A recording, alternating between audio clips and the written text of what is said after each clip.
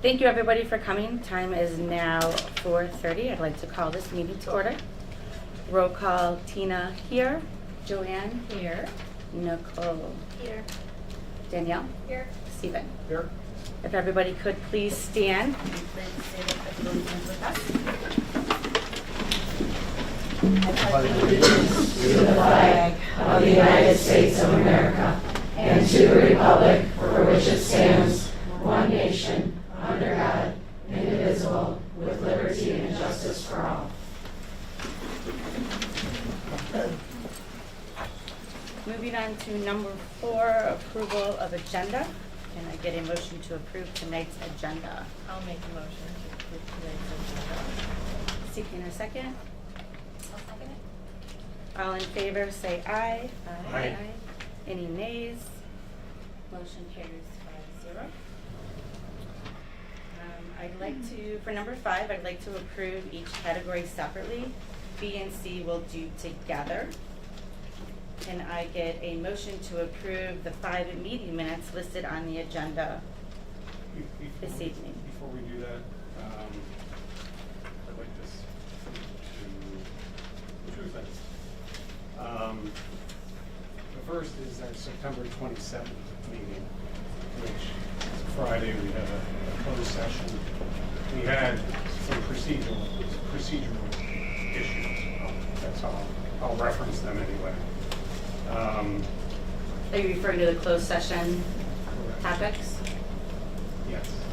Okay. Yes. We had some procedural issues. This is just for the open, these I- minutes are just for the open. No, I understand that, and I guess my concern, and I'm probably going to abstain. I'd like to look at these minutes probably separately. Sure. Because I'm probably going to abstain in this particular one, and potentially say nay to another. But, you know, spirit of the law, letter of the law, we had procedural issues. I'm not sure if the spirit of the law, that the public shouldn't be aware that we had those procedural issues and really couldn't move forward with that meeting. You know, we moved the meeting to Monday, so obviously it's a closed session. I can't speak to any of those items that we spoke to on the 27th or then the meeting on the 30th. But it just seems to me that the public should be aware that we had procedural issues. And so that's why. Well, it You know, looks like but- you already but- made that, Well, you already made that known, so Okay, thank but you. on the other hand, I'm not going to say nay to that particular meeting because I don't think there was anything nefarious. But again, I'm going to abstain because I think that the public should be made aware in some fashion. And I'm sure I'll get to reference that again when we go to closed session meeting minutes. Okay. Otherwise, do you want me to speak to the other minutes that I want to talk to? Or? Sure. Okay.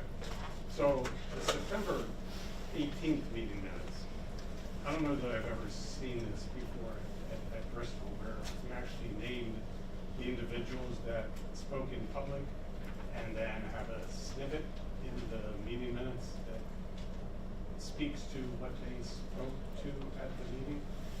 Is that a new best practice? Is that I don't make those minutes. okay? We've done it both ways. We've done it where we've just said that the audience, had their opinion on such and such, and we've done it with names. So whatever the board decides to do, I'll follow them. Okay. No, and I appreciate that, and I'm not questioning what you have on there, Gene. I think you did a pretty good job. On the other hand, the people that spoke, I think, gave time and effort to what they spoke to, and did well. All of them, they got their points across. I don't know that our snippets in the meeting minutes captures everything that they wanted to speak to. Sure, but they do have videos. They do a video, and I get that. So I don't know that there is, and maybe there isn't a better way and maybe we're okay with doing that. I know I personally, as a board member, could not vote to accept those minutes based on what was written. Again, nothing against what you put, Gene, I don't know that I wouldn't have put the same thing. And I don't typically like to reference myself, but I know that I used to speak to the board at times before COVID even, and I had some concerns about some financial issues and so forth. And I gave a lot of time and effort into what I spoke to. I'm not a great speaker, and so I would put time and effort to it, and I would read it. And I guess I wouldn't want those 2 or 3 minutes that I spoke to just be placed in a snippet based on one person's thoughts on what they were trying to convey. Because I think there was one thank you that was pretty cut and dry, but I think the other 4 individuals that spoke had a lot more to say than what's in the minutes. They had a lot more to say than what's in the minutes. So I just wanted to just state that I'll be voting nay to that particular, Okay. to the September 18th. But we don't have a minutes for motion that quite reason. yet, No, I but get it. understood. Okay. Okay, so I'll make a motion to approve the minutes from all except the 17th. Is that correct, Stephen? Is that the one? And the 27th. And the 27th? 18th and the 27th. November 18th, regular Okay. school board meeting minutes, and September 27th. Let's just do them individually then. I make a Sure. motion to approve these meeting minutes individually, starting with September 30th. Okay, I'll second that motion. Okay? All in favor, say aye. Aye. Aye. Aye. Any nays? Motion carries 5-0. I'll make a motion to approve the meetings from September 27th, 24. Seeking a second. I'll second. All in favor? Aye. Aye. Any nays? Abstain. Okay. I'll make a motion to approve September 20th, 2024 special board meeting minutes. Seeking a second. I'll second. All in favor? Aye. Aye. Aye. Aye. Any nays? Where you at? I'll September? make a motion to approve September 18th, 2024 regular school board meeting minutes. I'll second. All in favor? Aye. Aye. Any nays? Nay. I think I have to abstain because that one wasn't recorded and I was absent. Okay. That was for the 18th? The Friday one. Well, I'll look. The 18th was the regular school students.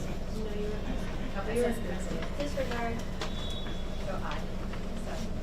So That was for, the- Well, that was the one after the 18th.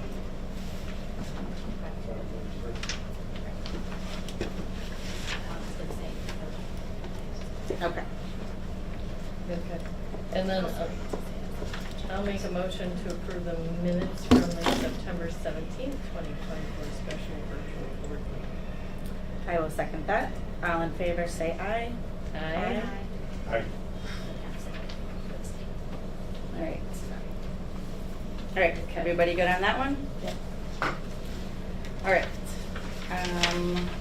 Moving on to B, treasurer's report. For September 2024, we started out the month in the Community State Bank cash account with $501,239.47, ending the month with $170,517.79.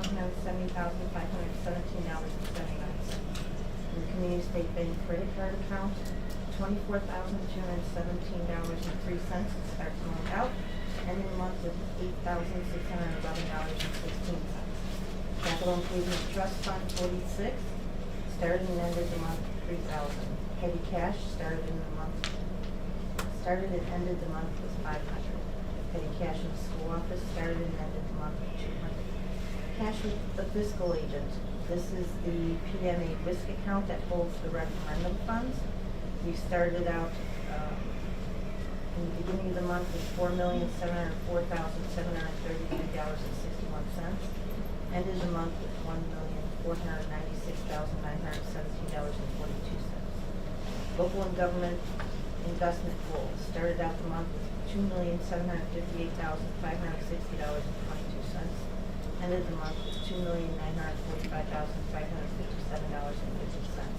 For grant asset total in the beginning of the month of $7,992,450.33.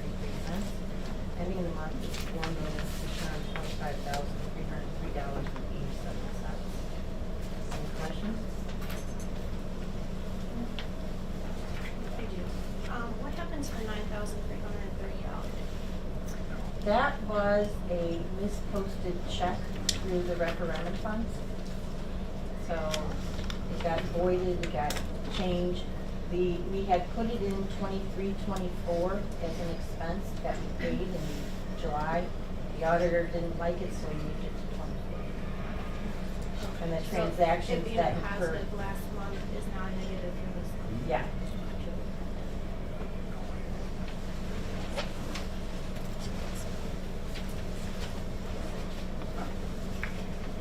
Sorry, I'm looking at the next one. What was the, Anyone have any more questions? yes, anyone have any more questions? Thank you. All right, so I'll make them, oh, wait, you're doing B and C together? B and C together, yeah. The accounts payable bills. The original total was $726,738.49. But we removed Burley Signs for $14,728 after it was realized it was paid by Nexus out of their account. So we voided that check. So the grand total for September 11th through October 9th, 2024 is $712,010.49. And it includes checks 103383 to 103497, wire transfers 2024 00045 to 2024 00069. Any questions? Thank you for fixing those. Oh, no, it's fine, it's good. Another set of eyes. Great. Can I get a motion to approve B and C that's listed on the agenda? I'll make a motion to approve B and C. Seeking a second. I'll second it. All in favor, say aye. Aye. Aye. Any nays? All right, moving on to D, personnel hires, resignations, and leaves. I'm scrambling to get my computer out because Ali was going to be here to present that, and I don't see her. She had to leave. She had an emergency. Oh, sorry, I wasn't aware of that. So, going to do this now. We have a resignation for athletic director, which is Ashley Koshel. A resignation for the speech pathologist for Stephanie Musha. And then we are transferring, Miss Evan? yes, for student support administrative assistant. And I think we're welcoming Ms. Martinez and Jensen on the list as well. Yep, I'm getting there. Oh, sorry. That's all right, thank you. I'm reading it. I wasn't Okay. anticipating I got you. presenting this all this evening, so. Don't really know that. Can I get a motion to approve personnel hires, resignations, and leaves as presented? I'll make a motion to approve. I'll second. Second, all in favor, say aye. Aye. Aye. Aye. Any nays? Motion carries 5-0. Moving on to number 6, district reports. We'll turn that over to Oh, Jen. thank you. First of all, I'd just like to express my appreciation for the invitation to assist during this interim capacity. It has just been a delight to be here and to see all the staff and the students every day, walking through this building. I've also had some opportunities to meet with elementary grade level teams, not yet moved into the middle. But what a great perspective that provides you in terms of providing you some context when you're trying to understand the business and what we're trying to accomplish here. And what was really great was those faculty members or staff that also have kids in the school. And so you had both a teacher perspective and a parent perspective there, and it was very enlightening. A couple of items that I surfaced in terms of just, what's really working here in terms of what could we do better at and how can I help? But then also I was commenting in terms of trying to come up to speed on the facility and the operational referendum specifically, in terms of what their perspective was. And then also with the standards-based report card, grading. Just to gain some perspective, and it was really good, and I've asked for that to be on a special agenda, just to give an update, to make sure we're all on the same page in terms of where we left off and how we're going to proceed, to make sure that we're working together on this. In terms of celebrations, I have to just extend it into the openness of staff. Have been very, very nice, in terms of their outgoingness and invitation. I even had some cookies today from preschool today for Bosses Day, so I said, what an honor, my goodness. But anyways, this is just a wonderful school district. The one thing that I recognize here, you have a lot working for you. When I say that, when I recognize sometimes when people can get into transitions, you have a lot you can lose. At the same time, another takeaway is that I recognize that my direct reports, for the most part, have not had that level of engagement that my staff typically have had with board members. And I think you're working to establish committees is a very meaningful step there in terms of engaging in developing those relationships that lead to deeper level of understanding of our work. So just some of my initial takeaways that I'll share with you. Great. Thank you. Moving on to number 7, public comments. Please make sure to sign in if you all wish to speak. There's a sign-up sheet. I don't know if it's been collected. Right here. All right, I'll take that, please. Members, does anyone else want to sign up? No? Okay. Members of the board may ask questions for clarification and briefly discuss the matters as permitted in accordance, thank you, in accordance with the state statute, but may not take any actions on items unless it's on the agenda. All visitors are asked to identify themselves before speaking. In accordance with board policy, each individual will be allotted 3 minutes. Can I ask that somebody, time, please? Do you know how to figure it out? You got it? Okay. All right. I'm probably going to mess up names, so I do apologize in advance.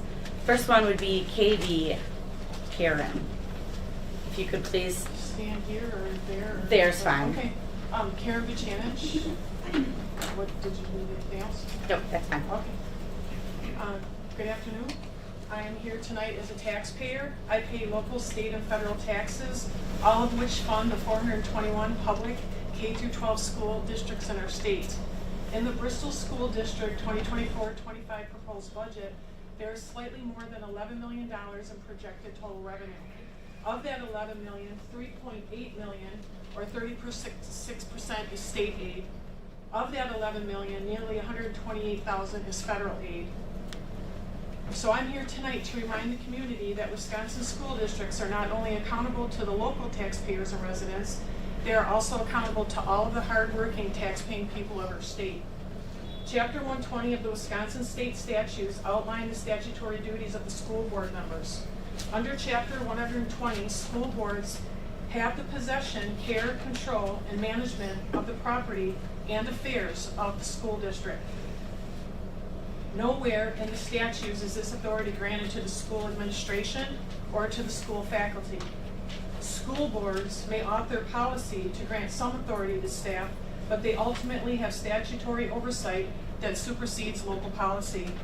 Under Chapter 120, school boards shall, and I quote, visit and examine the schools of the school district, advise the school teachers and administrative staff regarding the instruction, government, and progress of the pupils, and exercise general supervision over such schools. Contrary to the demands of the current administrator on leave, board members are not only allowed to visit schools, they are compelled to do so by law. The long list of school board, not administrative duties in Chapter 120 also includes setting the annual property tax levies, not the teachers. In addition, this chapter requires school boards, not the administrators or teachers, to make declarations of academic standards.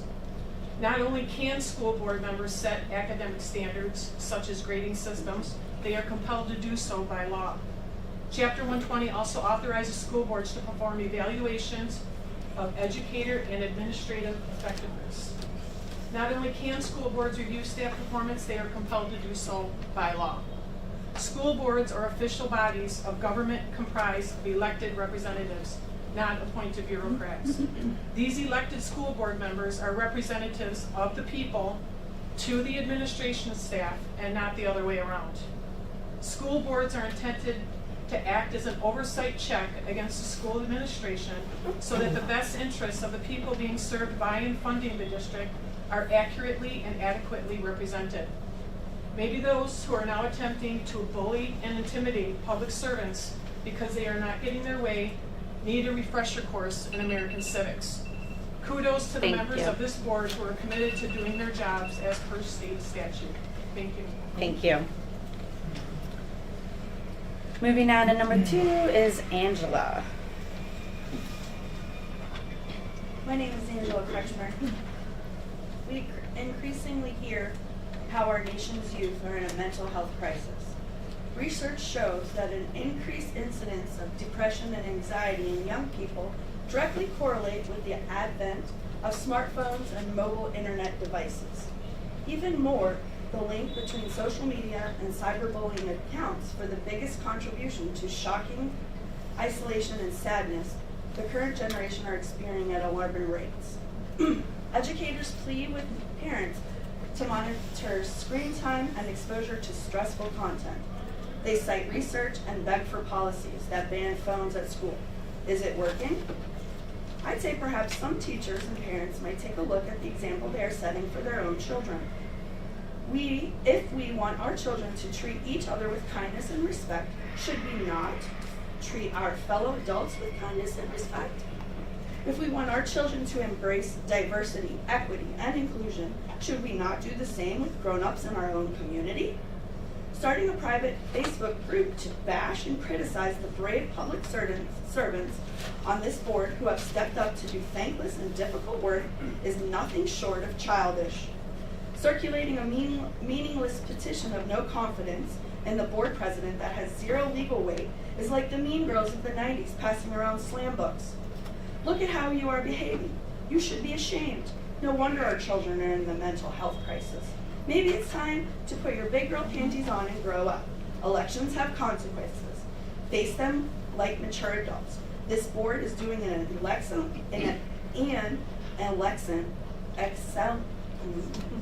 excellent job at tackling the mess they inherited from the previous board. Great job, keep it up, and good work. Thank you. Moving on to Chris Leaker. Chris Leaker. The board of Bristol entrusted you board members to accurately and adequately represent our interests. The voters are not expected, nor should they have to, show up on every school board meeting to have their voices heard. That's what we put you in place for. We already put our trust in your leadership, and we're trusting you to lead us. The school staff is staffed with educators and administrators. Their expertise is represented through a professional position to the board. The board represents the community's interest back to the school district. Under the current administrator, the fiscal mismanagement of the school has resulted in a disproportionate amount of spending on administration instead of investment in our school. Unfortunately, the previous board further eroded their trust between the school and the community through their dishonest and unethical actions. When the new board was elected in April, it was soon revealed that there was no deficit, as was told to us many, many times. In my book, that is fraud. In another grossly irresponsible political stunt, the outgoing school board members voted to extend the contract of the current administrative staff as their last action in office. True to their trend, they continue to evade their responsibility to an unelected bureaucrat. They failed the people of Bristol, most of all the students of the school. Change can be hard, but I have confidence in the president of the school board.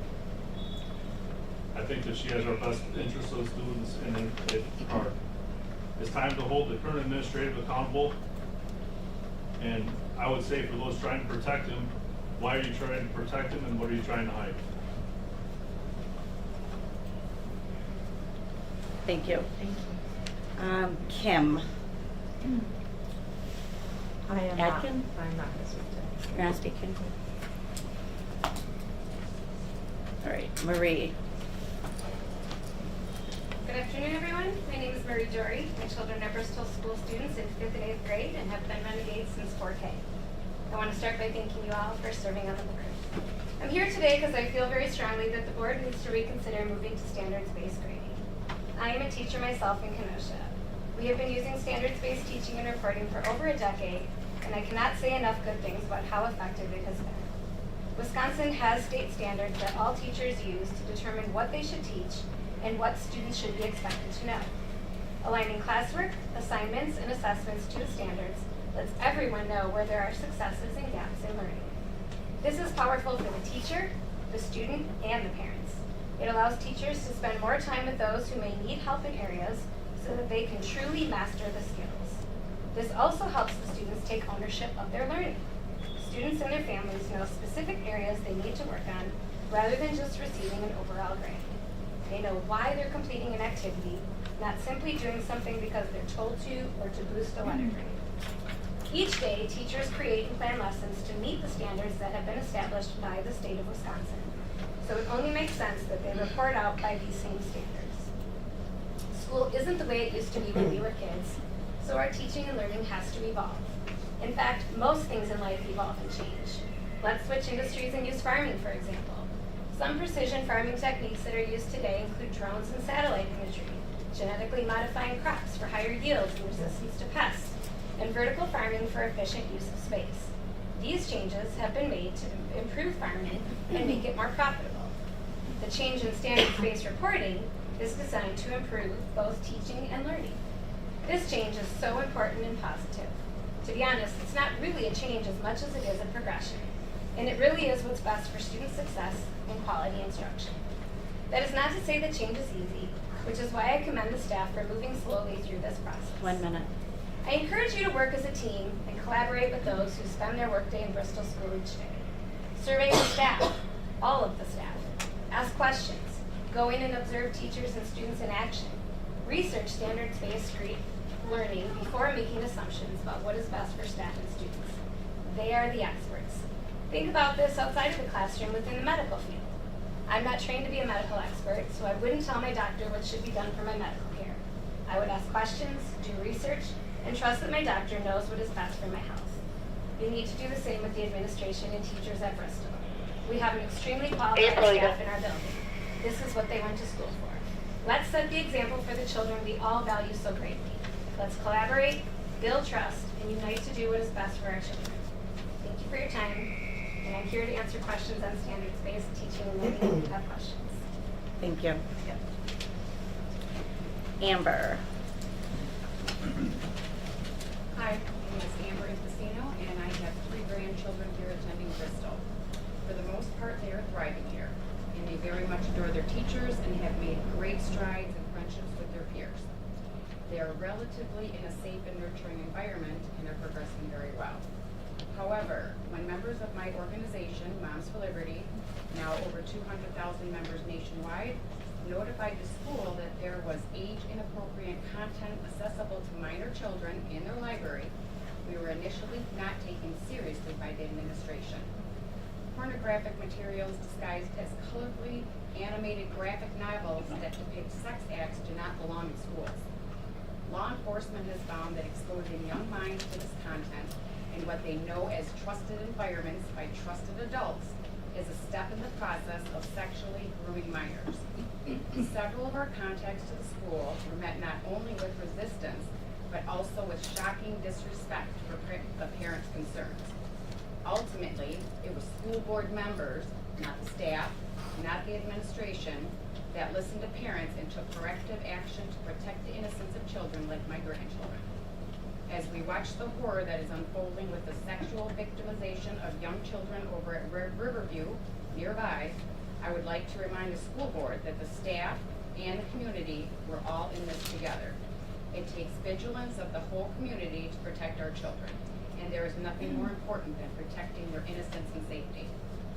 I would like to applaud this school board for not adopting President Biden's Title IX updates that would force girls to play sports with physically more advantaged boys.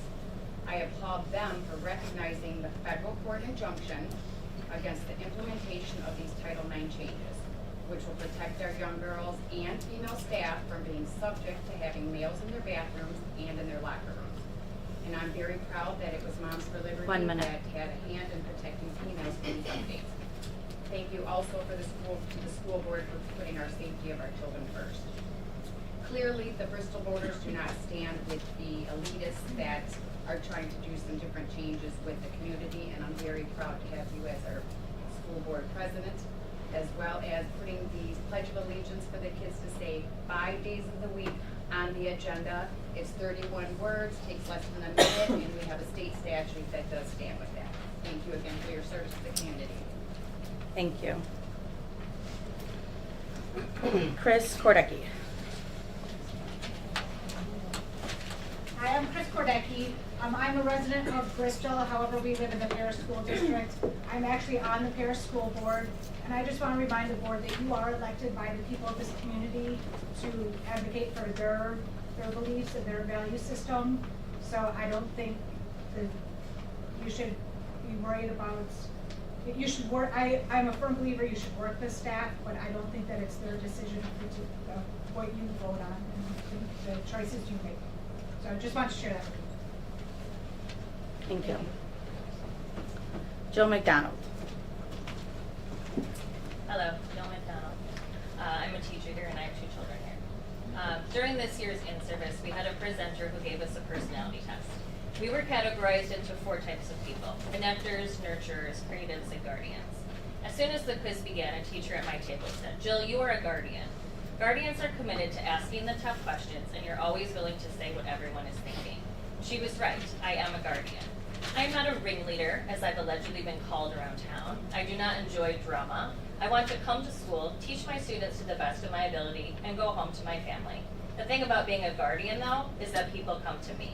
It started with standards-based grading. When the board overstepped and broke their own policy to shoot down standards-based grading, which came recommended by teachers and administration, people came to me and asked, what can we do?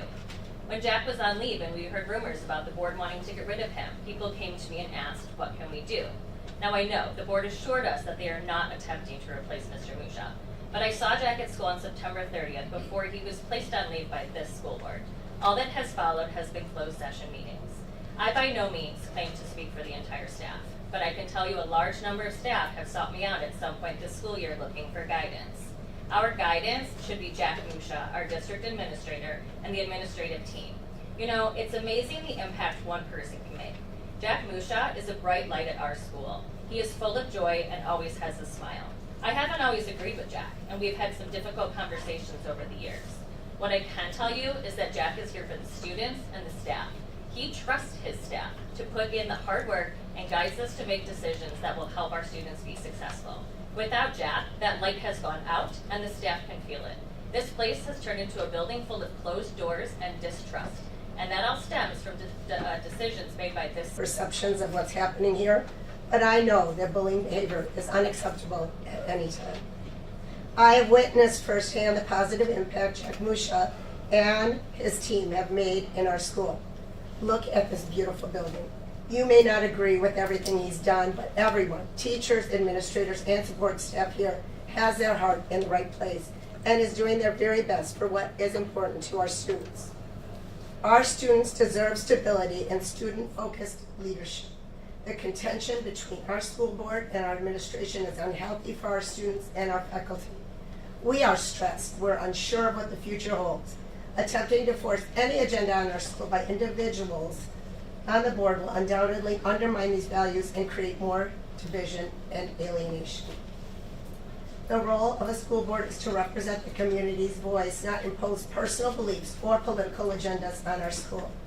I urge you to reconsider any actions that may be driven by individual interests rather than the collective good of our students and our staff. I respectfully ask the board to support Jack Musha. Our job is to prioritize the needs of our students above all else. I'm not so naive to think that we're all going to be holding hands and singing Let There Be Peace on Earth this evening. But I hope the board will act in the best interest of the entire school community and have Jack Musha come back to Bristol School and allow the educators to do what they do 1 best, minute. teach the students of Bristol School. Thank you. I'm out.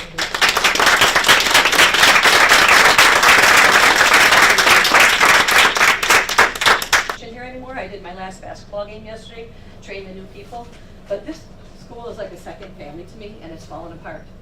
And it's because you're following this playbook, okay? You know, I taught Black history. I taught slave trade.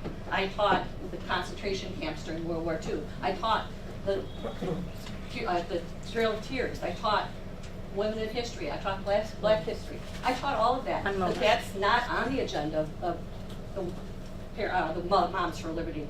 You know, it's fine if you don't want your children to read a certain book, then opt them out of that book. We've had that maybe 2 or 3 times in all 27 years that I taught, then we give them a different option. But to take that right away from every other kid in this school, that they can't have a book that a teacher chose because they want to teach diversity. Do you know that racism, one of the biggest causes of racism, bullying, and intolerance, is ignorance. Not knowing the differences between people and understanding what's going on in the world. And that we are not in a diverse school. So one way I was able to provide it for my students was to provide classes, lessons in all different things. And it's sad that that's not being allowed to happen because of the school board. And I don't know if you're also members of Women of Mothers of Liberty. It's really sad if that's the case. It's time to replace the board because you don't, it's their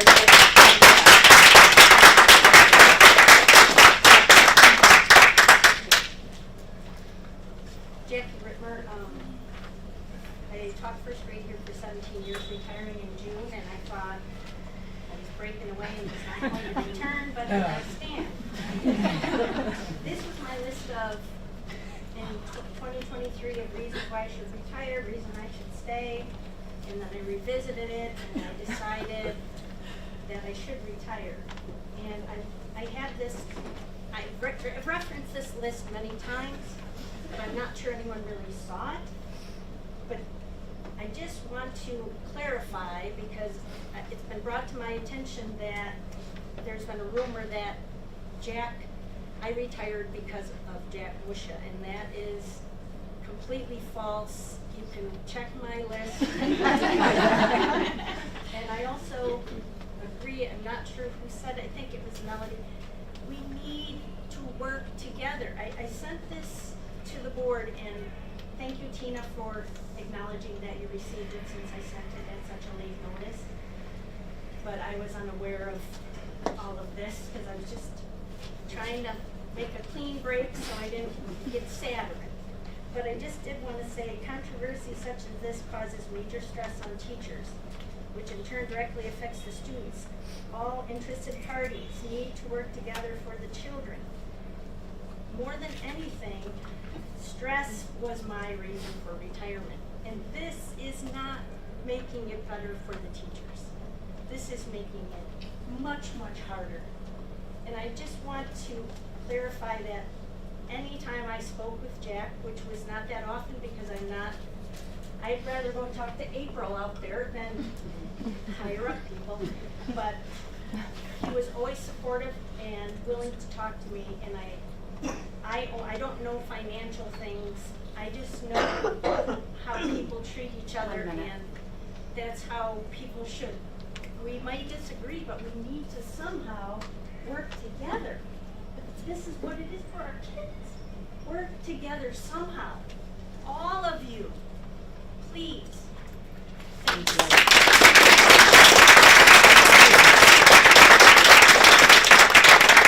So I can't read the name, but it starts with an E. Emily, maybe? Oh, yeah. I mean, pass. I thought it was a sign-up sheet. Or a sign-up sheet. Thank you. Stephanie. Jackie, I don't know if I can follow you. You do a good job.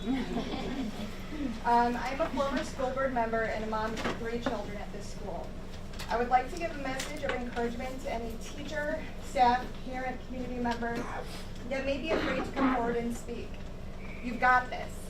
Your voice makes a difference and people have your backs. Now's the time to stand up and say something. The longer you wait to stand up, the more time will be given to this board to dictate what's best for our school. They are not educators. Don't be afraid to stick up to them for our students. They depend on you. Don't be afraid to stick up for yourself. You deserve better than this. The disrespectful behavior that this board has shown over the last several months to teachers, staff, administration, the community, and fellow board members is on a level I have never seen before. This board knows why I am upset. I've emailed several times with no response. I've continuously implored this board to stop breaking policies, stop breaking laws, seek out training from the Wisconsin Association of School Boards. As a board member, you have an obligation to the district to be educated on policies, procedures, and laws. Ignorance is not an excuse. The frequency of recent meetings, topics on posted agendas, and timing of events that are extremely out of the norm have raised many questions. We all hear you loudly in the community. Mr. Musha deserves better, and so do we. Our district cannot afford to have further financial hardship by getting into costly litigation. There are costs to keeping the school open. Our students deserve updated curriculum. Our teachers deserve fair salaries. Where's the money coming from these things if we're paying 2 district administrators and all of these legal fees? As our business manager has explained several times, their department has made smart investments and have been awarded multiple one-time only state grants to get past the field referendum. 1 minute. But this just gets us through 1 year. It takes such a long time and process for districts to recover, and our school is thriving thanks to the implementation of our district strategic plan by Mr. Musha and his team.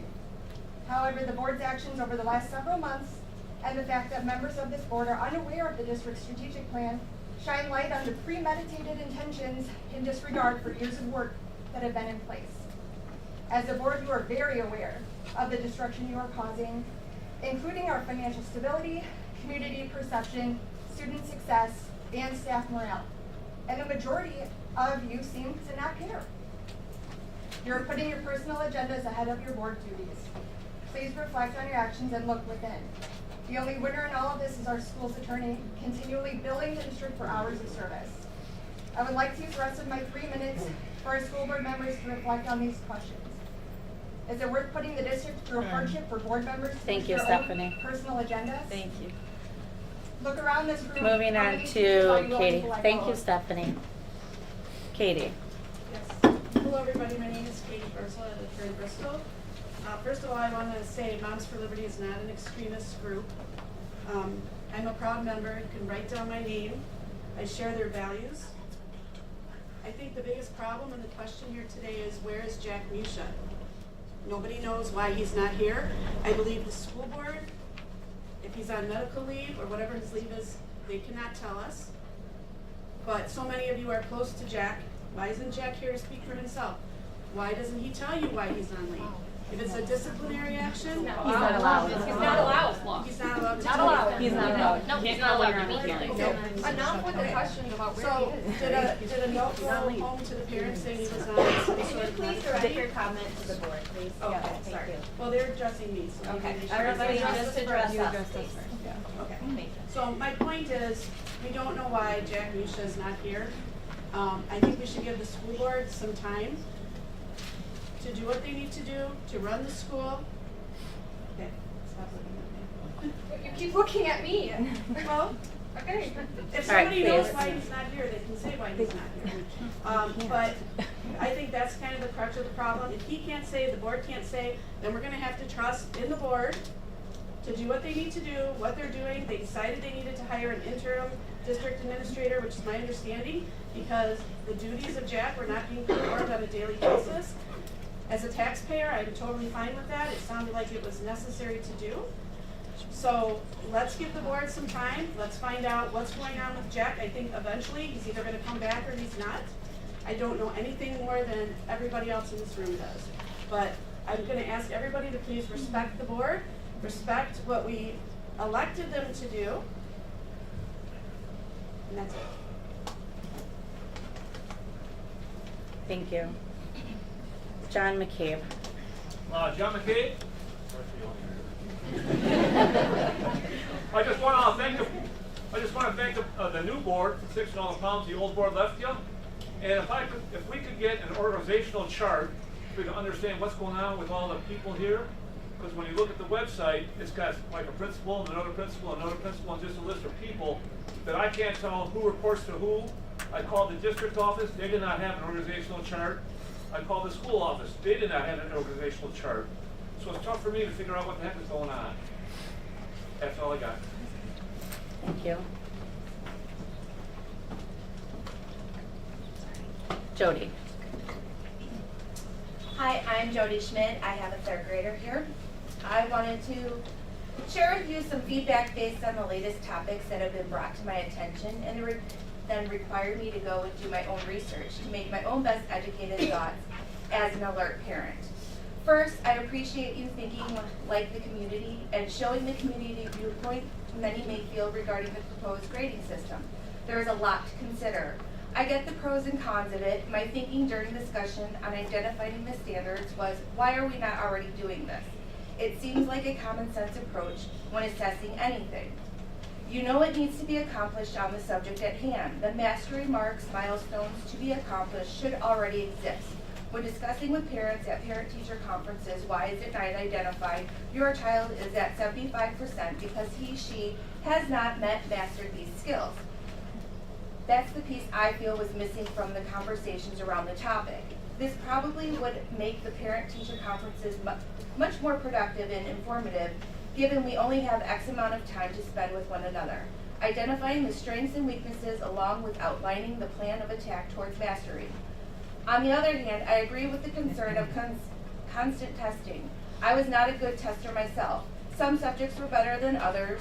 Many times I too, especially in high school, passed chemistry and geometry simply because I put forth the effort and did the work, which included homework. But with the tests, I failed.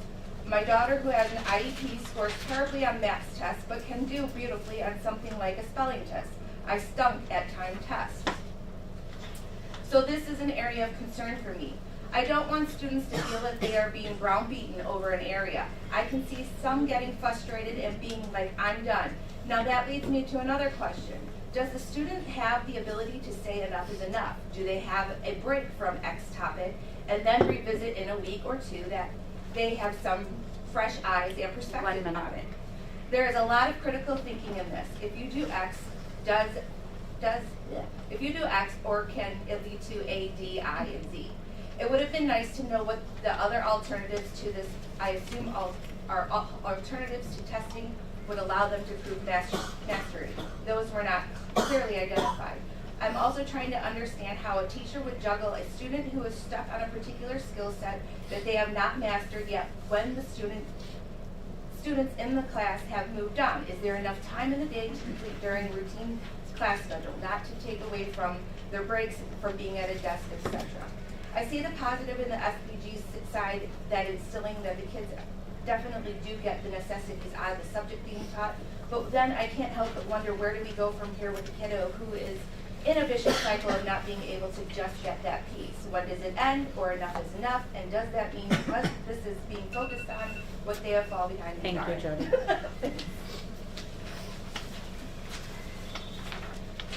Brian. My name is Brian Bean. Thank you, all of the board members and all of you teachers too, that we entrust the education of our children to. I am a guardian too, and people come to me with things. So I know you guys have been dealt with a lot of struggles that you have to Can go you through. speak up, please? I can't hear you back. Oh, I'm not talking. Everybody's supposed to hear. You guys have inherited a lot of struggles from the previous failed board members who are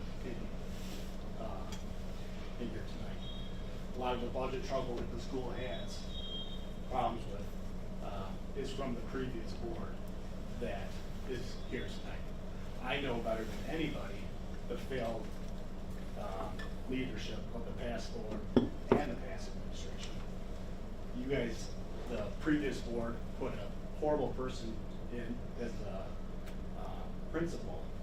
I was on to their unethical behavior, I think what we all know, and the previous board ignored my emails and concerns and let a tyrant make up stories about me and arrested me.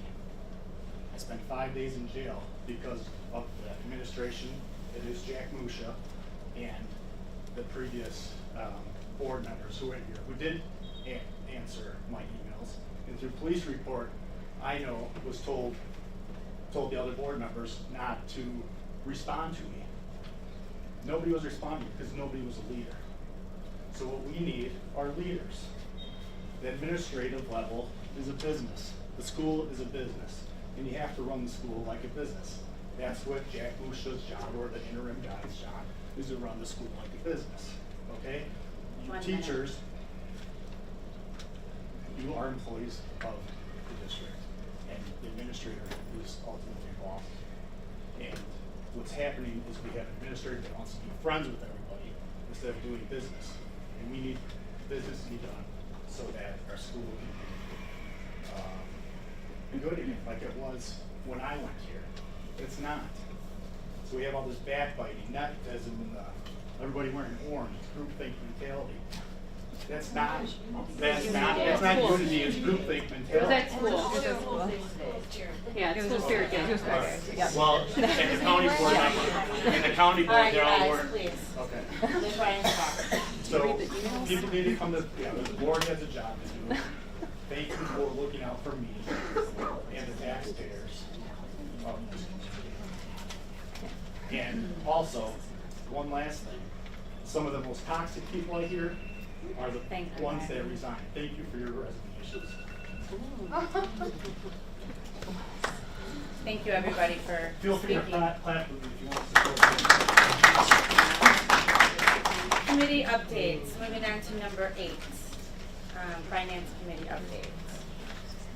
We had a meeting today, we're still tweaking, Leslie, Adams, and Sue are working on setting up a useful Google Doc that all the information is plugged into, and then we can get some kind of detailed reports with regularity and almost a self-serve.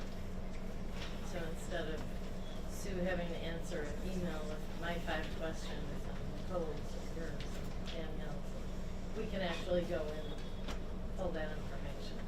Exciting. So, yeah, it's really exciting. It's not quite ready. We're gonna try again and plug in the current year's figures. She has right now last year's. So that way we'll be able to see, what did we spend on utilities in 23 versus 24 versus 25. All kinds of different individual things, which is very exciting. And we are tentatively meeting again on the 4th to fine tune that. I also met with Dr. Moan and Sue Jarvis and gathered information about Open Wings, a private school that moved into our district. This, to me, is kind of another crazy function of Wisconsin school finance. DPI changed the description of what a learning education agency is from where the student resides to where a private school is located. What that means is we, as a public school, are now taxed with paying for services for a private school that happen to move into our district. Open Wings is probably a really cool special ed private school. Their tuition is $44,000 a year, and as DPI says, we are now responsible for providing evaluation services to the tune of almost $2,400 per child for their students, just because the school moved here. And I believe only one of their students is actually a Bristol resident. Some are actually out of state. And not to punish those kids, they need the care and they deserve it. it just feels a little taxing when our spending cap is $11,325 per child, and their tuition is so great, and we have to pay for the evaluation services on top of that. So, thank you to you both who gave me all the information, and we're gonna ask the state, not that they'll answer right away, but hopefully we get in a queue or a pile of other schools requesting this.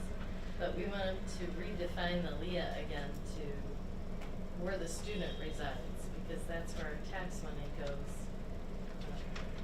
to support those services. That's what I have.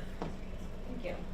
Can I just, as a member of the committee as well, can you speak to the number 5, to discuss and set up a temporary subcommittee for health insurance review? Well, you know exactly that one. We omitted that from our meeting. We decided not to go with subcommittee. Remember? It was only a couple hours ago. So I will tell you though briefly what this was. The health insurance every year goes up, and it's not just Bristol schools, it's everywhere.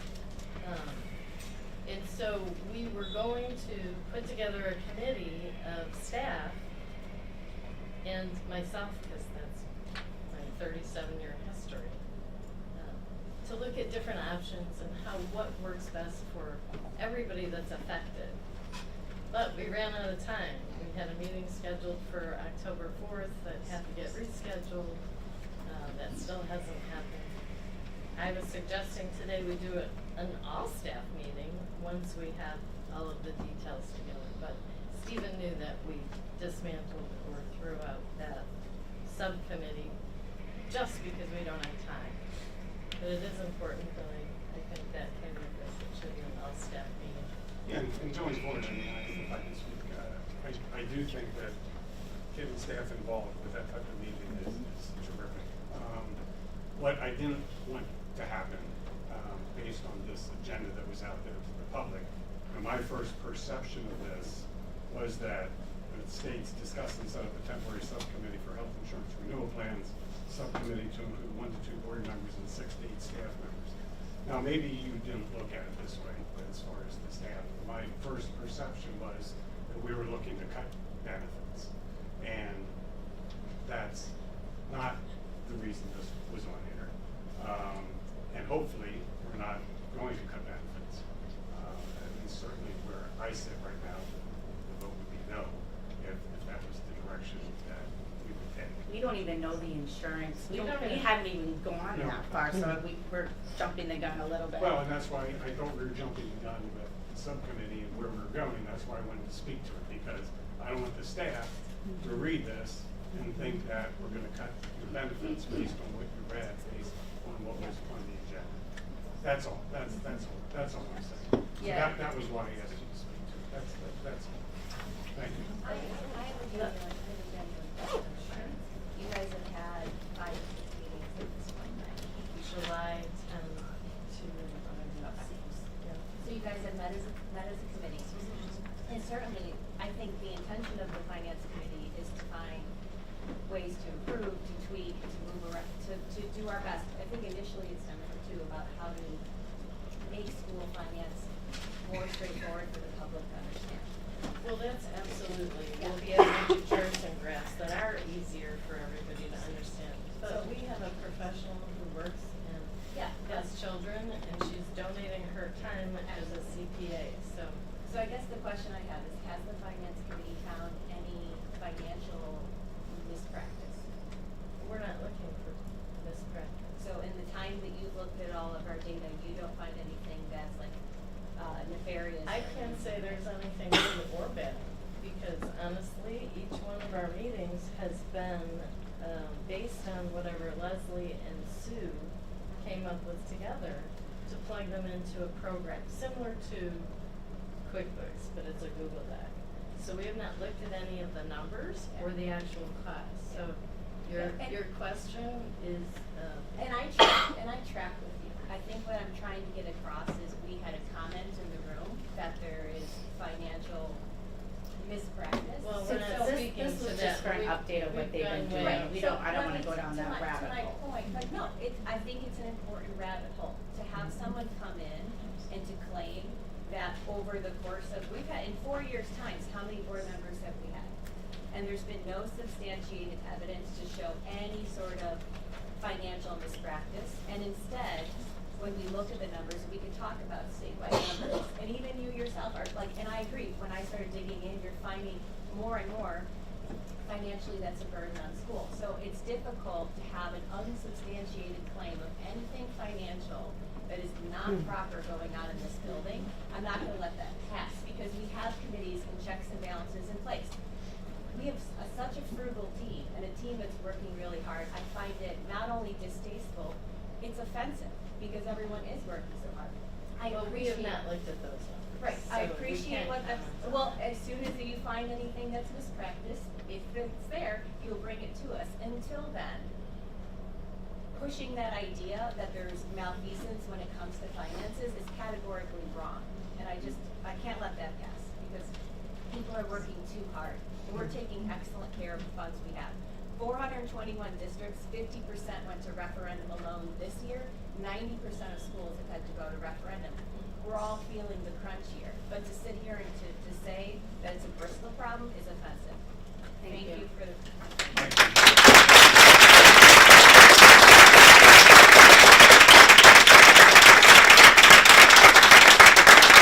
Let's move on to the policy committee update.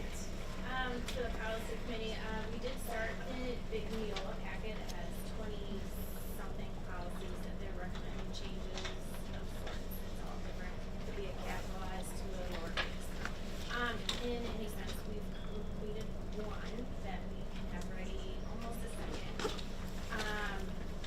And in this packet is also the food and wellness policy again.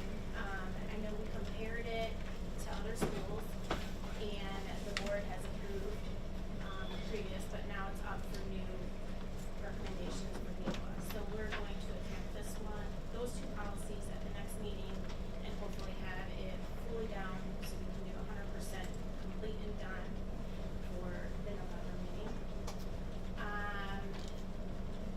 And then last month, Pledge Allegiance was bounced to the committee.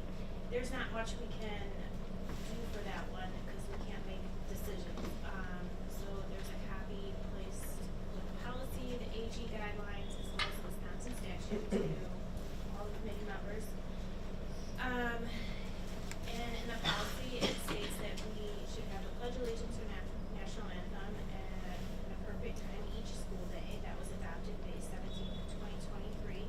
The AG also states that each school day in the special program may begin with the Pledge Allegiance to the flag. That was adopted June 27th of 2023.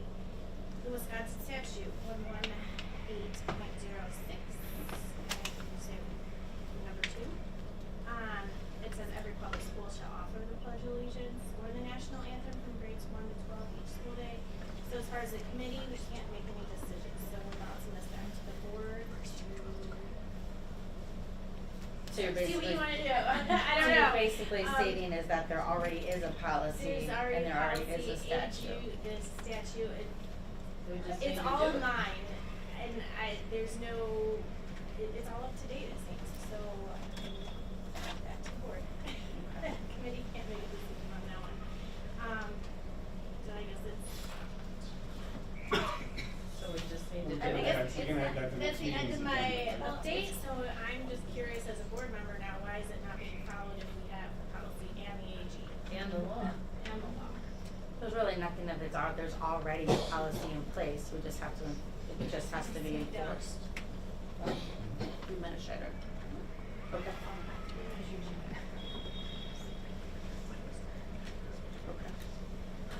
I think we got, there's assurances last meeting that Yep. he would help make that happen. Yep, absolutely.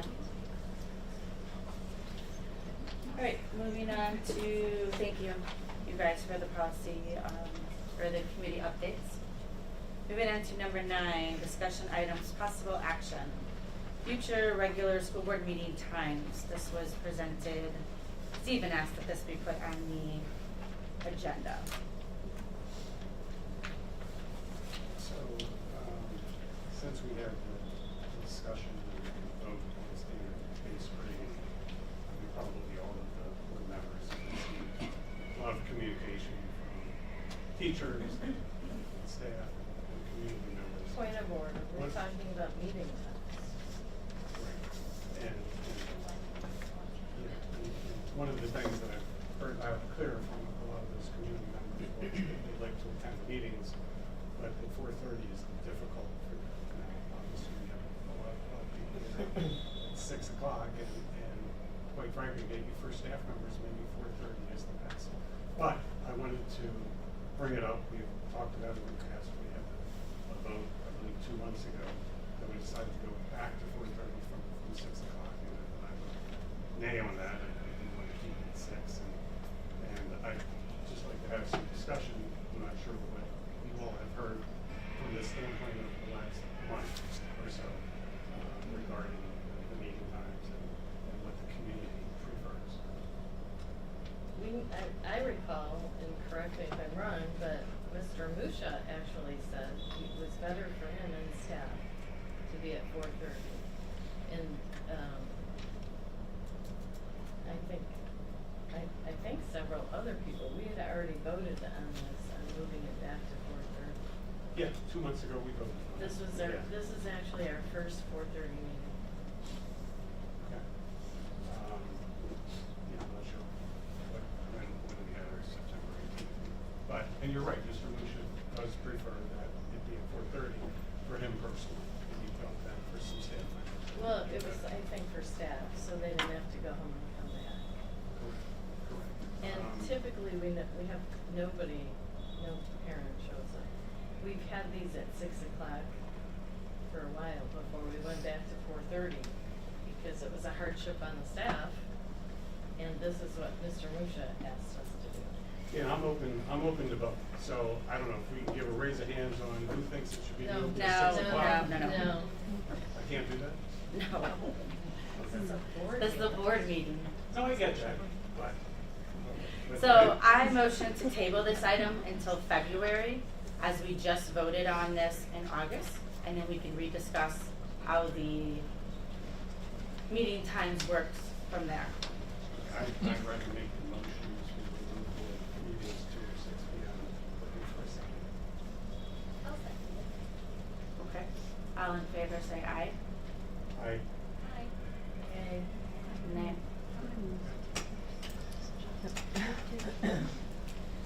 Okay, moving to 9B. Stephen also asked for budget projections for 2025, 2026, and 2026, 2027, which Susan was gracefully able to provide us. Thank you, Susan. Did run the fair projection model with all of the additions that I had at the time that this came in. Our property valuation increased even more, much greater than throughout the state, up to 17%. I think the average was around 7. So what that allows is for fluctuations in the mill rate. They also got in place our third Friday count of student pupils, so that changed a little bit of the students, but we're all around that 23 student drop rate. We finished the summer school, which is not in this projection, and we increased by 1 FTE, so that's nice. Our allowable limited revenue increased by 14,340.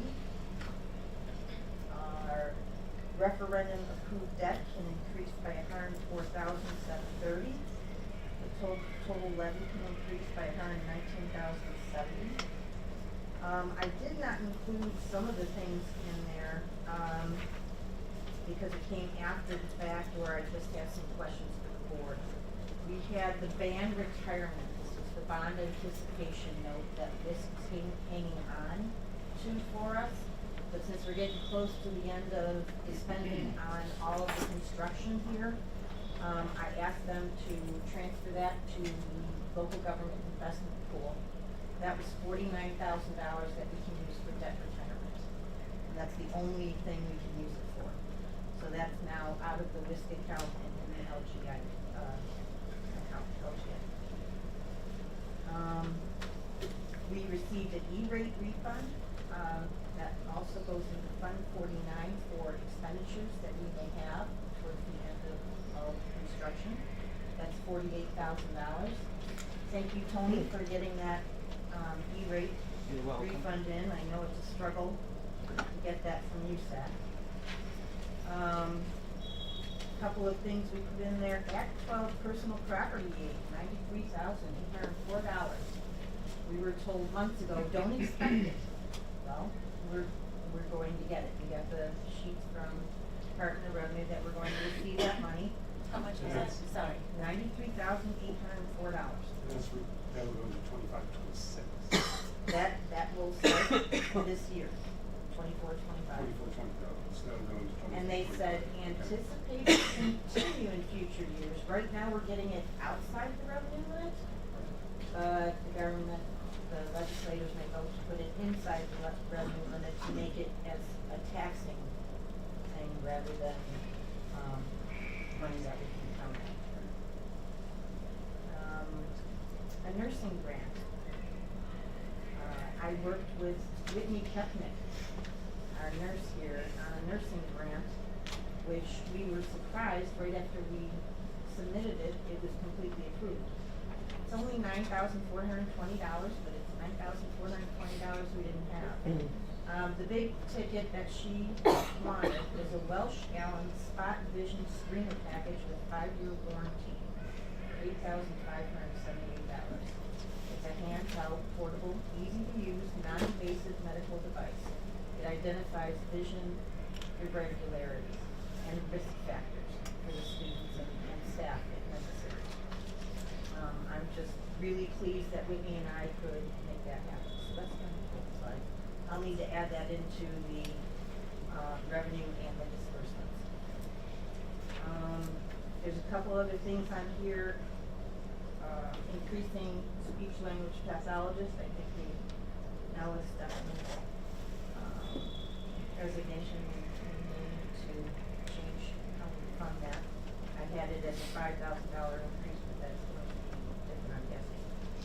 The interim district administration salaries and benefits, I need some guidance as to how much I need to put in for that. Legal services, I know have increased. I need some, advice on how to, what to put in for that. Board of Education training, I know some of you wanted to go, there's only 1,000 in there. If you wanted to do a board retreat or something like that, I don't know if that needs to change. Maintenance, salary, and benefits, you have a 24% increase. I'll need to have some input on that. And just because some people have asked about Milwaukee losing the $42.5 million, if we were going to be in the pool of school districts that get to benefit from that, most likely we won't, because we receive special adjustment fees. So We were one of the few that dodged that. we are not necessarily going to benefit, so don't count on it. So as you look at the projections, I did put a 7.5% insurance increase, and then we were told 20-something percent. I put in a 2.5% compensation increase, because that's about the average that we've been doing. 3.5% transportation, 5% for utilities. Although I just received information today that some people are anticipating 20% on utilities, so I don't know where we're gonna go with that. So anyway, this is the best guess at the time. It looks like we're going to pretty much remain even for 24, 25, and then we start to dip as the years go by. But remember, a new state budget is coming. So we don't know what the legislators are thinking of doing yet. The proposals haven't even been brought yet. This is based on what the information that we have right at this moment. negative $329,000, it still puts the fund balance at 28.84%. It's not bad for 25, 26 so far. Once we add in the new projections for insurances and things like that, it's going to change. So on the topic of the budget, so last year when they were going through the state budget process, they had a testimony we gave at the joint finance committee. So I went as an individual, but I saw a lot of boards as a whole, or administrators as a whole, reading a prepared statement at joint finance. So this might be under future agenda item, but I'm wondering with her figures, specifically if I can create a draft for us all as a board to review at next month's meeting, because just if we focus on the sped reimbursement alone, is special education, which is an incredibly valuable piece that public education focuses on. If the state reimburses at 33 cents on the dollar, but we know private schools will reimburse at 90 cents on the dollar. What I'd like to do is just do a letter with not a lot of pomp and circumstance, but just the clear financial impact that if even our state moved at 60 cents or 90 cents on the dollar, we would be financially solvent if we didn't have to transfer from the general fund to special ed. Wisconsin has one of the lowest, if not in all the country, on special ed. I think we can all agree on that, and it was really powerful to see a written statement from board as a whole. So if it's okay with the board, I'd like to draft something so that everyone feels good maybe about that language. And then when it's time for joint finance to meet, we can send it. There's a lot of districts. I added that, we'll add that for the future agenda. Sure. Sure. So Susan, I just got a couple of questions. So for 25, 26, we're showing essentially a $329,000 deficit, but to your point, we still have a 28.8% fund balance, which is pretty good. Unfortunately, for 26, 27, we're showing a $986,565 deficit, which brings our fund balance down to 19.5%, which obviously. So just to clarify some things for 25, 26, so you utilize the increase of $325 per pupil, but you did not put in any low revenue limit increase because obviously we have no idea what the legislature is going to raise us from that 11,000 that they went to last year. Okay. And we have a meeting to attend at the end of November for the Baird model. And they will go over the different things that the legislators are talking about. Sorry, I'm losing my voice. At this point, this is all best guess numbers. Best guess. Yep. Yeah, best guess. Special ed, then you still put in 33%? Yes. Correct. And Danielle's point, the legislature would change that to 60%. 90% would obviously be amazing, but even 60% is solve the problem for the next couple of years. Anything new curriculum? And I just forget what we did you put anything in? We haven't set. I forget. I know we have the 7 year. There's a rotation. I know it's a rotation. I forget. We put new curriculum in for that year. For next, You can let me know. next year I think it's science and the following, no, next year's social studies, following year should be science, based on the schedule. And that's probably $100,000. You get rid of my gap. Less than what we had for ELA and we have in the past. The cost of open wings, grown up open wings, and something we should. That's it. Can you put 90,000? I put 90,000. That's the contract that was signed. Right. But it wasn't all for open wings, so that was misstated I misstated that on the annual meeting. Okay. It's a $73,000 increase. Gotcha. For sites, but overall, this district has a 0.5 psych. Districts this size, with special ed this size, they have one psych, 1 point FTE. This district only has a 0.5, so it's going to cost us in psych costs no matter what we do. So the health benefit increase, right now, and I forget off the top of my head, maybe you don't know off the top of your head, I think we pay approximately $1 million a year. Yes. For health benefits. So if it goes from 7.5% to 24%, then it's gone from $75,000 to $240,000. If I'm doing my Well, another math wild correct. guess, because Right. we haven't seen those yet, or the options for different companies that might bring it down. And So when will we yes. get that? We have that meeting Thursday. This Thursday? Huh? Okay, fantastic. Because obviously that makes a big difference. If we would go to 24%, as a board, we would decide not to impact the staff's benefits in any way and have to pay 24%. And that's talking another 170,000 on top of the 329,000. So now we're talking about a $500,000 deficit and probably dropping below the 25% fund balance that we'd like to maintain. And then you put in a 2.5% staff salary increase. And certainly I'm hoping that as a board, based on inflation, based on what we've done in the last couple of years, that we'll look at potentially, I'm not promising anything, but hopefully we're looking at a larger increase than that. And of course, salaries are approximately 7%. Yeah, so 7. Right, so $7,500,000. Obviously, each percent then makes a big difference. So instead of 2.5%, if we go to say 4%, that's going to make a huge difference. So I just don't know as a board how we want to talk to this further. I don't know that we should wait until the November meeting, and please don't boo me, but I don't know that another referendum is there's a reason to Danielle's point. There's a reason why I believe 70 schools are going to referendum here in November. There's a reason that Jim File was very proud of the fact that he got a referendum pushed through in Manitowoc because of how the state has handled the low revenue limit. The schools are underwater. And I know I personally don't want to have the impact fall on teachers and staff.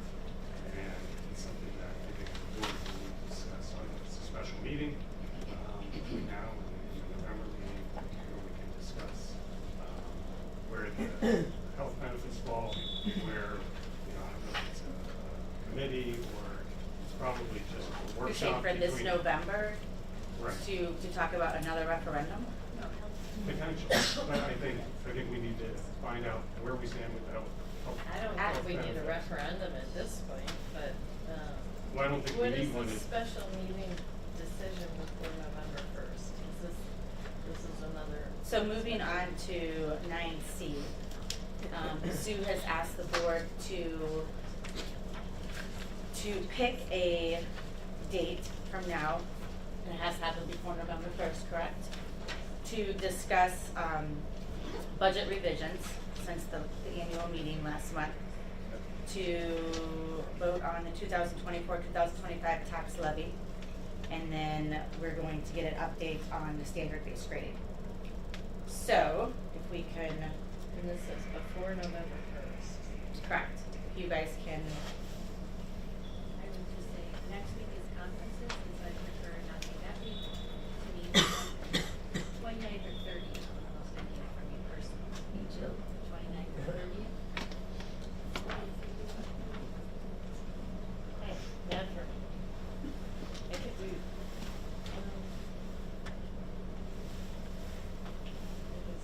we're doing that at 4:30 again? the 30th? Yeah. Stephen, how does that work for you? How does that work for you, Sue, because you're the one that's gonna be telling us? That works for you? 4:30 on the 30th? Because I think clarity is kindness with the standards-based grading. We're looking for an update. It's just, is it a simple update like how you're installing it this year? What is the next step? This actually is, Jim asked that be put on there. Yeah.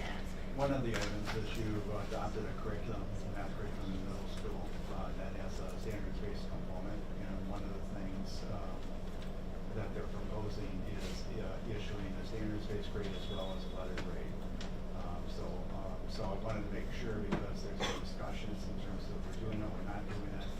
And I want to make sure that we have a total understanding of where we're at, maybe what next steps are specifically for that curriculum. To make sure that we're on the same page in support of it. This suggestion is going to be part of that discussion. Oh, absolutely. October, Carrie, does that work for you? Yes. Oh, I have that in front of me. I already put it in Mine's the not, I calendar. guess we're saying it first. Steven, does that work for you? Yes. Danielle? Yep. Nicole? Right? 6 o'clock. No, 4:30. I have 16 people in from out of town that night for dinner, so I can do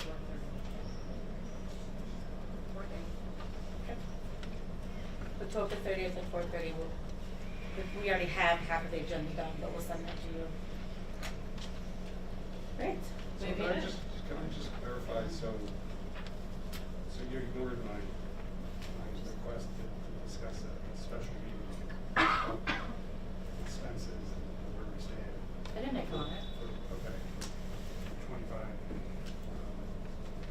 25, 26, and 26, 27. So you don't feel that, no other board member feels that it's necessary to have any discussions on that until at least the November 16th meeting? I feel like, I think it's warranted extra conversation. I think we need key pieces of information, first being the healthcare piece. And that is the RFP for healthcare renewal being greeted on Thursday? It sounds like. No, that's where they're gonna show the renewal and options and different companies.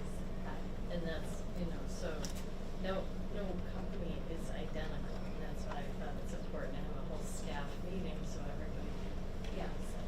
So no, we're not gonna have answers on anything. Will we have pricing by the beginning of it, like with a regular number? I would think so. I think we can fold it into a regular number, maybe, huh? Yeah, but the board has to approve it. Yes. The dollar amount for the health benefits. Of course. We're hoping to be able to. We were hoping that we would be able to have done it November? in the October one, it just didn't happen. Absolutely.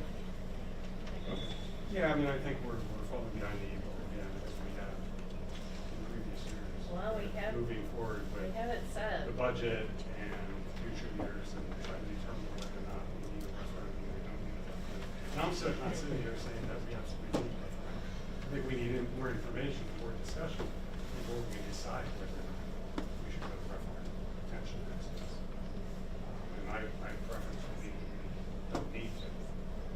But I think we have to look at several items and ask to take that together and discuss.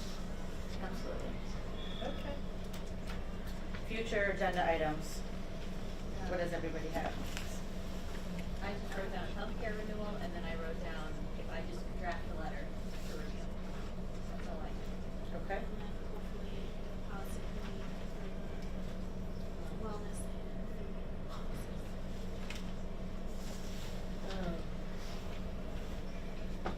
Yeah, hopefully we have the finance program up and running, as long as Sue and Leslie can get together.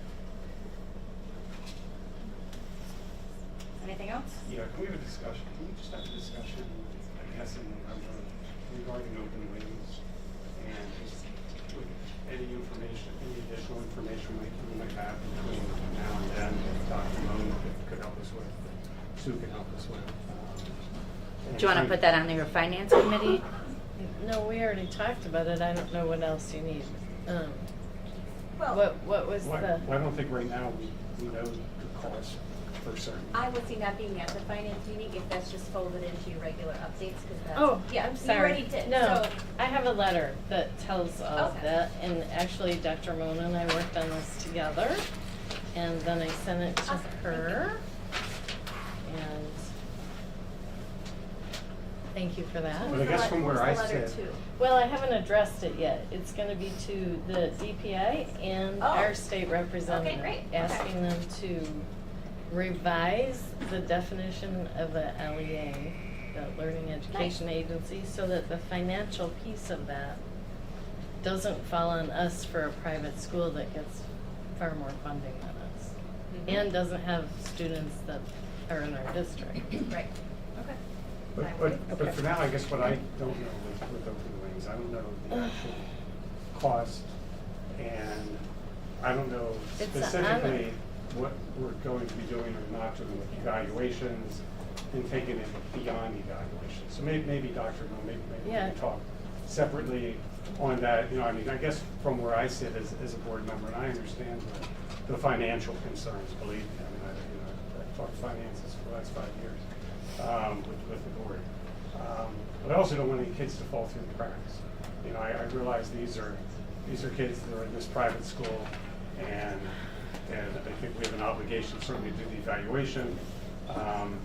But potentially, whatever other cost that might be, we need to make sure we're helping these kids out if that's what's if that's what they're asking of public schools. And I just want to make certain that we're doing that. If you read the letter, it actually describes that beyond the evaluations, there may be special services. I feel like we're We're walking going in in circles, circles. and we've already had But this we don't have an conversation, answer. so this is I don't apparently think, for everybody else. we're not gonna, right now, we're mandated by what DPI has put out. So at this point, we're gonna make sure Bristol meets its obligation per the DPI standard. Correct. I think what Joanne is trying to put forward is, part of it's communicating to our lawmakers Oh, I get outside that of this part. area. Oh, So I no, think that's the only lever we have to pull right now, is to communicate that that change is financially a burden for our district. But actually, the letter further describes anything beyond evaluation, so supportive services, supportive equipment. We will get money from DPI next year, and we have to spend all of that money, and when it's gone, we no longer provide any more services. Next year, meaning 25, 26? That's what it says in the letter. Okay, but I guess I just, and maybe I'm misinterpreting, I want to Understand, make yeah. sure that kids aren't falling through the cracks in 24, Like stepping 25. aside. And maybe Dr. Lee and I can talk about that further. And if I have a further concern, I'll Well, bring I'm it up sure in you in And I front of the did board. talk to Dr. Moan about you were saying a special ed student, open enrolled student is costing the district a lot of money. That's not true. So But there we do must have have been a 18 misunderstanding. special ed students that are open enrolled, right? We do. 18. We do. Okay. But they're not all And we high don't cost. have one that's significant, okay. All right, any It's a other big future number. agenda items? Yeah, can we just, and I don't want to make a big deal of it, but I had asked last meeting, actually, to put on the agenda the videotaping of next year's budget hearing and annual meeting. It didn't get onto the agenda today. Mhm. It should only take a second. I've had a conversation with WASB. We can, in fact, videotape the budget hearing and the annual meeting. It's just a matter of the board deciding whether to do that or Okay. not. I know I miss You not wanna being throw able to that on look the back agenda? at that video. So if we can put that on the agenda for next month. Anything else? Since it's this month. Yeah, the school report card breakdown. Do you know, I know I sent an email I about thought trying. Jim answered that question in that email. He did answer that question, thank you, Tina. So However, why are we I going had- in circles then? No, I had an additional question. You know, my question to Jim File was that the schools received the report card information ahead of the public, and I asked Jim File whether or not the board could get that information ahead of time. He's going to get back to me on that. That's not the question I have. Sometime typically in November, I believe it is, early November. third. Or late October, the DPI puts the information out to the public. So I guess what I'm asking is, Mrs. Houston's could be prepared to review that report card with us at the November meeting. So I'm not talking in circles. I Yeah, it's appreciate November your 3rd. Perception of That that. comes out. Thank you. Thank you so much. Anything else? No, I think that does it for me. Thank you. Yeah? Can I clarify something? Sure. The number that was used to describe the cost of open enrolled kiddos was $900,000 per child, and that's what I had shared with Susan, that's not the cost. 900,000 per child? So, Okay. I don't know where that number came from, so that is not the cost of one child. That would be more than our budget. Just wanted to clarify that. That was the conversation. All right. So, and I. Thank Susan, you. thank you for asking the question, because I know there's a lot of confusion in today's meeting. Right, so I will make a motion, if anyone doesn't have any other questions or concerns, I'll make a motion to adjourn tonight's meeting. Now, time is 6:10. Nope. I'll second the motion. All in favor, say aye. Aye. Aye. Aye. Any nays? Thank you, everybody, for attending.